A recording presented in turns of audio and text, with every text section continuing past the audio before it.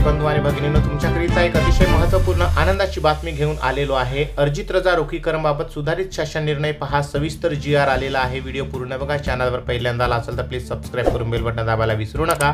तर चला व्हिडिओला सुरुवात करूया। तर अर्जित रजा रोखीकरण संदर्भात राज्य शासनाच्या सामान्य प्रशासन विभागाअंतर्गत महत्त्वपूर्ण शासन निर्गमित करण्यात आलेला आहे। वित्त विभागाच्या 15 जानेवारी 2001 रोजीच्या निर्णयानुसार अर्जित रजेचे रोखीकरण करण्याची 240 दिवसाची मर्यादा 300 दिवसापर्यंत वाढवण्यात आली। तर शालेय शिक्षण विभागाच्या 9/4/2001 रोजीच्या निर्णयानुसार राज्यातील खाजगी मान्यता प्राप्त प्राथमिक, माध्यमिक व उच्च माध्यमिक अध्यापक विद्यालयातील शिक्षक, शिक्षकेतर कर्मचारी यांना लागू करण्यात आले आहे। तर वरील नमूद 4/5/2022 रोजीच्या शालेय शिक्षण विभाग शासन निर्णयानुसार 1/1/2016 रोजी अथवा त्यानंतर सेवानिवृत्त शासन सेवेत असताना निधन झालेल्या अथवा होणाऱ्या खाजगी मान्यता प्राप्त शाळातील शिक्षक, शिक्षकेतर अधिकारी कर्मचारी वर्गांना अर्जित रजा देई आहे। अशा कर्मचाऱ्यांच्या रजा रोखीकरणाच्या परिगणनेसाठी वेतन हा संज्ञेचा अर्थ हा वित्त विभागाच्या 3/1/2019 रोजीच्या अधिसूचनेतील क्रमांक 3/12 अनुसार अंमलात आलेल्या मूळ वेतनाच्या व्याख्येनुसार राहणार असल्याचे नमूद करण्यात आले आहे। तसेच अर्जित रजा देय असणाऱ्या कर्मचाऱ्यांच्या बाबतीत सुधारित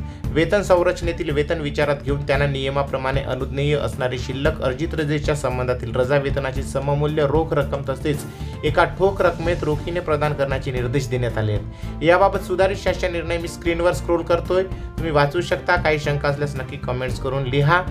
चॅनलवर पहिल्यांदा आला असाल तर मित्रो चॅनलला प्लीज सबस्क्राइब करून बेल बटन दाबायला विसरू नका। अशाच प्रकारच्या ऑथेंटिक बातम्याकरिता आपल्या प्रवीण यादव या ऑफिशियल यूट्यूब चॅनलला भेट देत राहा। चॅनलला प्लीज सबस्क्राइब करा। धन्यवाद। जय महाराष्ट्र। थँक्यू।